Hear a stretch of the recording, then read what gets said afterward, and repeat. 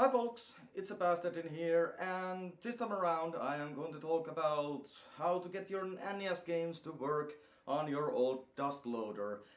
Sometimes it can be a pain in the ass in order to get your game to work, and you might not even know what you should do and what you're doing wrong.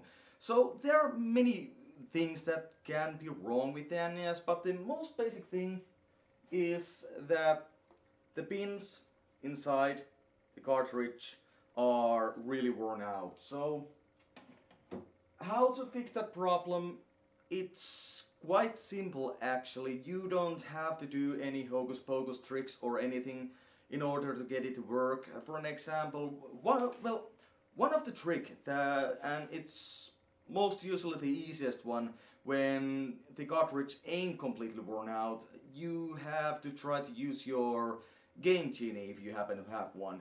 But this trick I am going to show you how I get pretty much all of my games to work. I don't have any single game that wouldn't work in my little collection in here, which I am quite proud of.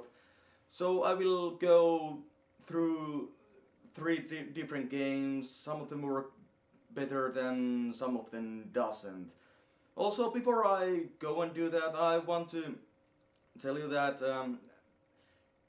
if I do not recall completely wrong, there is a difference between PAL and NTSC version. So PAL version, you are going to see a blue screen when the game doesn't work or the system is on and there's nothing connected in there. And on NTSC version, you are NTSC version. You are going to see a black screen on your television. So if your North American version of your Nintendo is showing a black screen, don't be alarmed. Also, I might be incorrect about this, so feel free to correct me down in the comments. Anyways, let's get into fixing. So I have three games in here. First of them is a Life Force, which should be working quite fine in here. The next one is Super Mario Brothers and Duck Hunt compilation. Then lastly, the game that I have most difficult time in order to get to work is the World Cup. So I will show you the difference just so you will see that this actually does work. So let's first pop the game in like that, and Life Force, it should work just fine. Okay, it doesn't. You can possibly see a bit of a blue screen down there.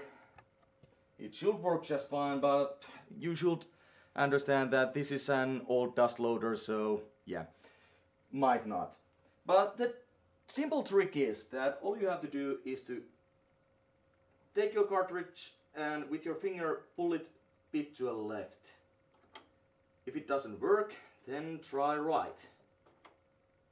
And ta-da! That is the easiest case, so the game works. Simple as that. Sometimes there might be glitches in there, but when you nudge it a bit more onto the edges, to left or right, it should work just fine. Now I'm kinda embarrassed. Now let's try this with a game genie. Made by Codemasters? Oh lord. Now, usually this should work on a first go, so let's see if it happens. And it does. And there you go. With the Game Genie, games actually work better.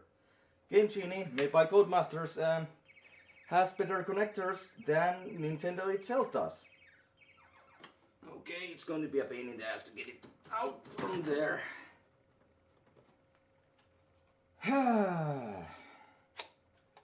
So now we have Super Mario. Same thing, first push it all in, turn it on. If the game doesn't turn on, Try nudging it to the left side of the dust holder, right side. It doesn't work. Pull it a bit backwards and then try it again, okay? And once you've pulled it backwards a bit, then again try to push it a bit to a left or to a right. This might take sometimes a while. Okay, it worked just perfectly. Whew, this. If you're wondering why I'm so hot in here, I have this really bright light behind me. It's really hot because it's causing lots of light. Not causing, making lots of light.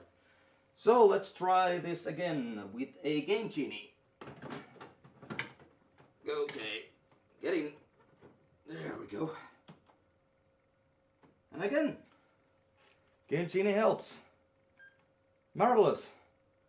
Nice. So the last challenge, which I suppose I cannot even fix with the Game Genie. Really getting hot in here. The last one, the Nintendo World Cup. This is the most difficult game. I pretty much have to work a lot in order to get this to work. But basically, the principle is the same. Except with this, I have to use a little bit of violence. So, first of all, push it in. It doesn't work. Nudge it to a left, like this. Doesn't work. Nudge it to a right, like this. Doesn't work. Okay, this time pull it just to the edge so it does scratch the paint. Kind of scratchy paint. Now, does it work? Nope. And slightly, it's a good sign. Nope. Try nudging it to a left and right until you get some sort of reaction. Well, it works, kinda. If I nudge it a little more, let's see if I can get it to work perfectly. Sometimes the thing I have to do is to... Okay, see little errors in there. Let's try again. Little by little, to left or right. Now it stopped working at all. And now it works just perfectly. As you can see. This is a foolproof trick. And it works. If it doesn't work, well, the possibilities are that either your system is broken or your game is broken. But before you go and dig into your system, try this trick first. It works on most of the games, even on the most of the broken ones, so basically, it's kind of a foolproof trick. But hey, let's try Nintendo World Cup with a Game Genie to see if it does make the difference on very broken game. There we go. It might not.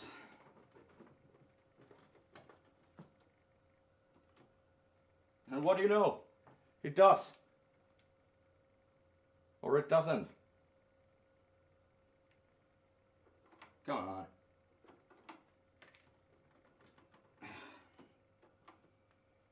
Okay. Screen went gray. Apparently, Nintendo World Cup, it's hopeless with the Game Genie, so if Game Genie doesn't help, then you just have to nudge it left and right and try to hold it in each and every angle there is. So I hope this helps everyone who owns old dust loader, and have a good gaming. I'm the bastard out.